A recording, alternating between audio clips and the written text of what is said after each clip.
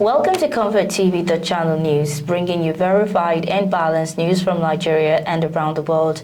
I am Faith Kevin. Thank you for joining us. First, the headlines. Refugee Commission unveils Miss Migration pageant. Kaduna governor builds 298 toilets to eradicate open defecation. 545 households displaced in Kaduna flood.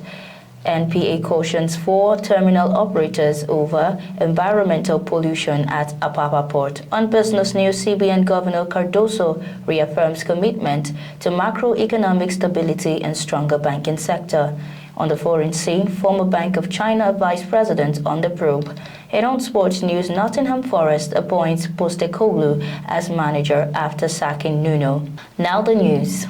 The National Commission for Refugees, Migrants and Internally Displaced Persons (NCFRMI) and Miss Luxury Foundation have signed a Memorandum of Understanding for the Miss Migration Pageantry Initiative. Speaking at the MOU signing ceremony at the Refugee House in Abuja on Monday, the Federal Commissioner of the NCFRMI, Aliyu Tijani Ahmed, said the Miss Migration Pageantry will be a side event during the second thematic meeting of the Rabat process slated to hold in Lagos on November 4, 2025. He said the partnership is not just about beauty contest, but a transformational empowerment platform initiated to project migration as a positive venture that requires the support of every critical stakeholder. He added that the team Empower Her Voice, Breaking Chains and Building the Future is most suitable for the initiative.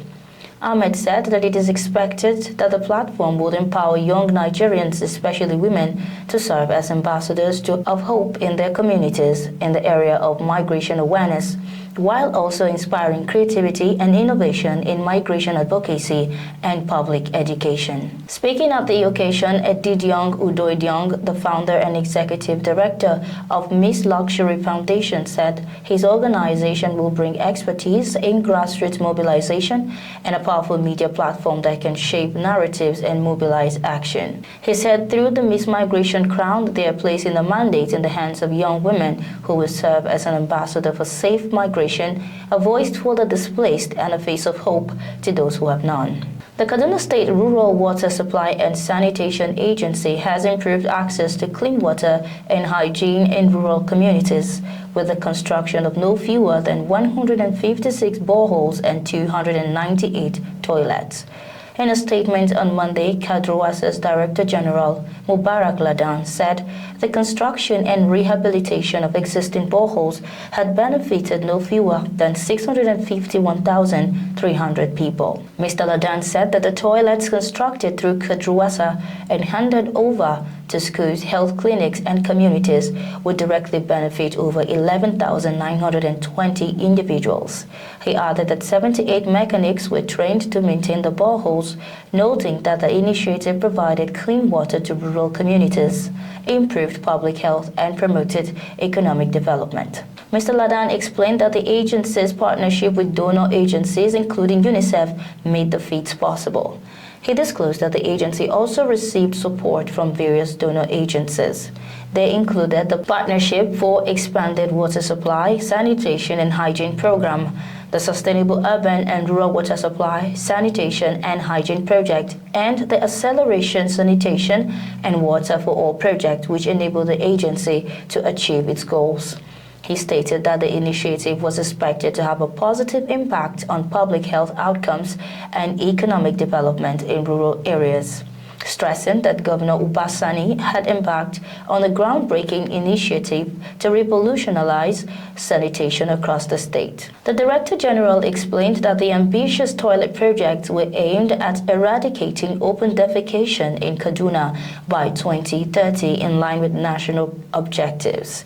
Mr. Ladan said that the residents can significantly improve public health outcomes by reducing the prevalence of waterborne diseases and promoting good hygiene practices.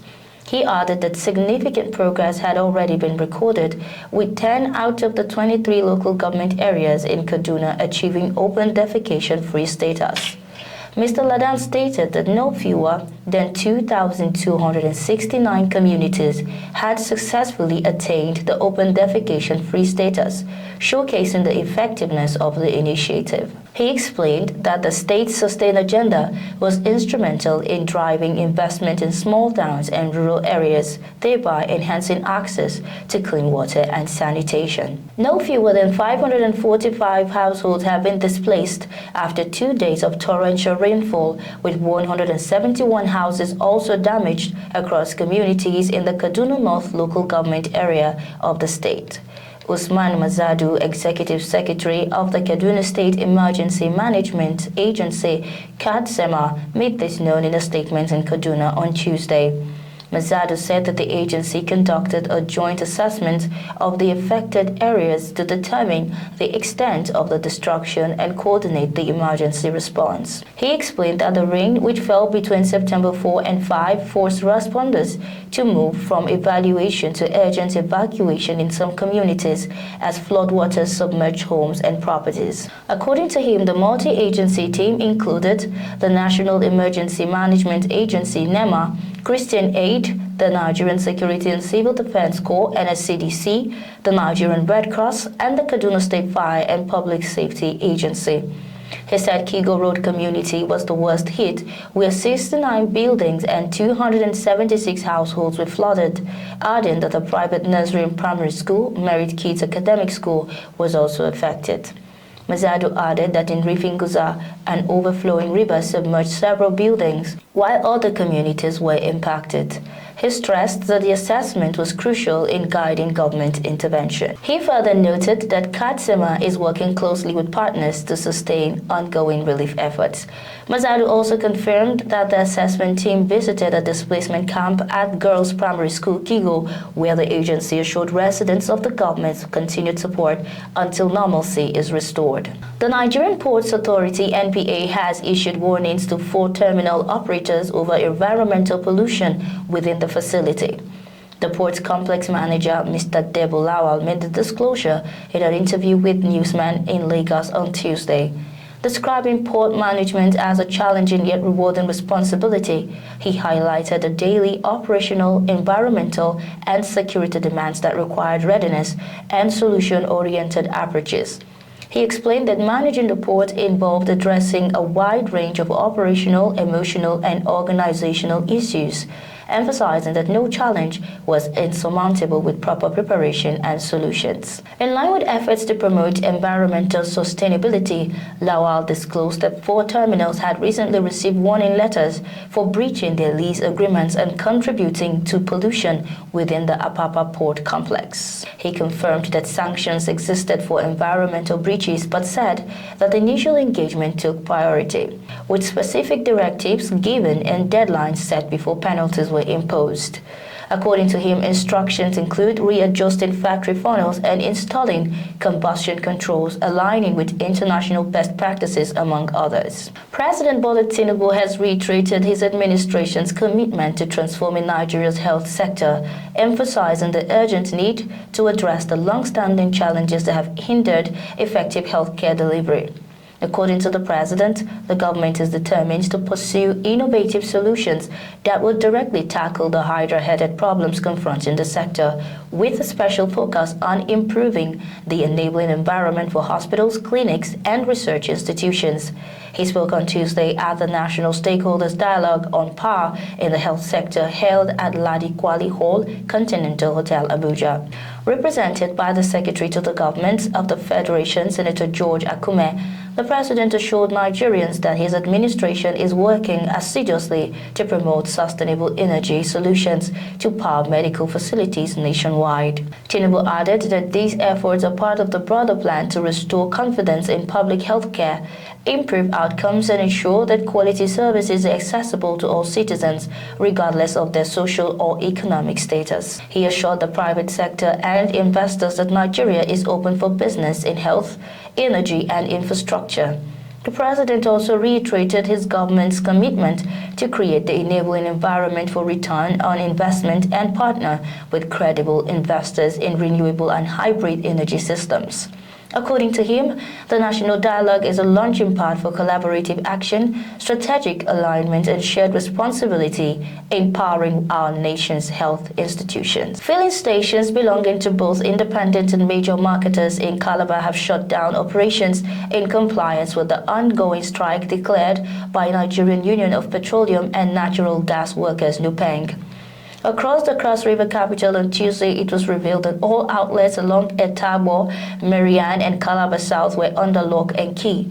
The closures followed fears of sanctions from the Peng's task force and monitoring team amid the raging dispute between the union and the Dangote Group. Findings show that most stations stopped selling fuel late Monday night, while a few dispensed briefly in the early hours of Tuesday before shutting the gates. As of the time of filing this report, only NNPC outlets were dispensing petrol, but with long, chaotic queues stretching several meters. With the shutdown, black market operators are cashing in. Prices have soared between 1,300 naira and 1,500 naira per litre, depending on the location.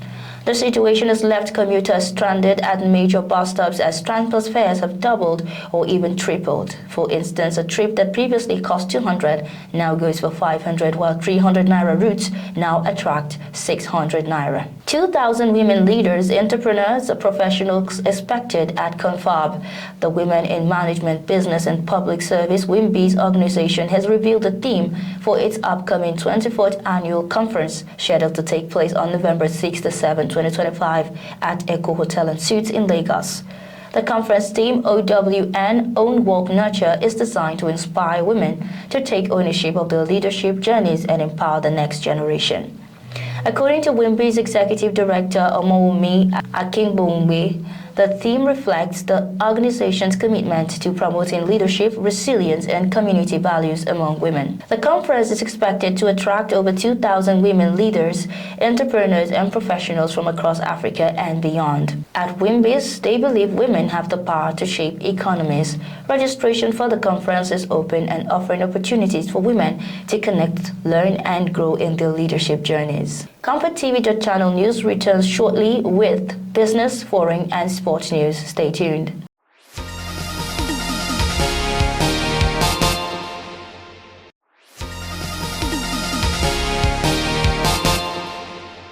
Many thanks for staying tuned. This is ComfortTV.channel news. On business, Governor of the Central Bank of Nigeria, CBN, Mr. Olayemi Cardoso, has reiterated the bank's commitment to establishing macroeconomic stability, fortifying the banking sector, and establishing Nigeria as a top investment destination.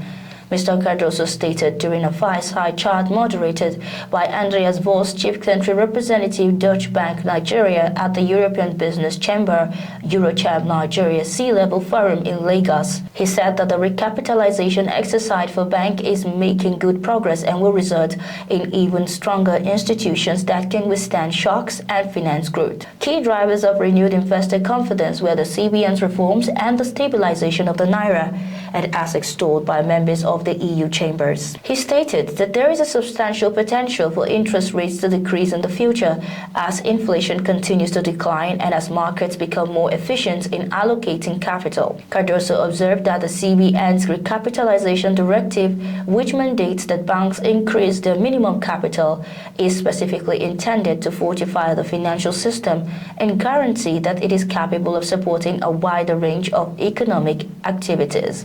He also emphasized the importance of technology-driven solutions in order to deepen access and address poverty, as well as efforts to expand financial inclusion and fortify the fintech ecosystem. Still on business news, the National Cashew Association of Nigeria (NCAN) has rejected calls for restrictions on raw cashew nut exports, insisting that such measures would undermine farmers, discourage investment, and contradict government policy on agricultural diversification.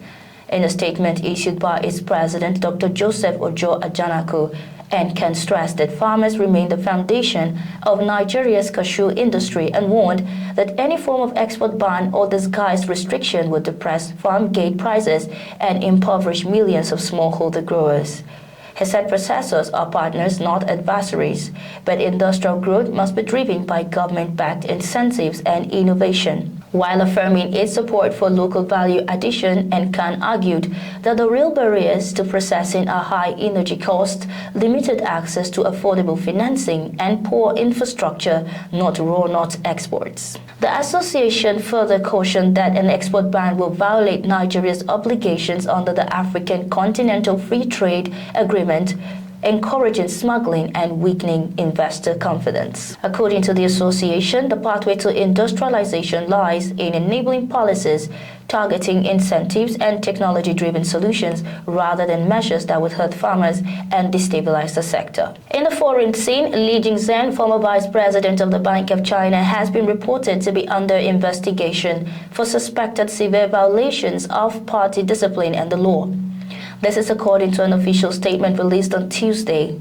Lin's case is being investigated by a Communist Party of China's Central Commission for Discipline, Inspection and the National Commission of Supervision. The leadership of the party are investigating the allegations. And on sports, Nottingham Forest appointed Ange Postecoglou as manager on Tuesday to replace the sacked Nuno Espirito Santo.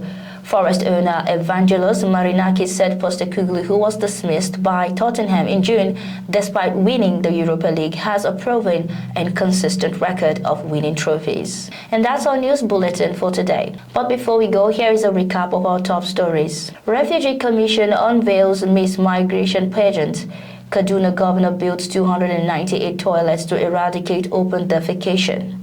NPA cautions 4 terminal operators over environmental pollution at Apapa Port. President Tinubu reaffirms commitment to overhauling Nigeria's health sector.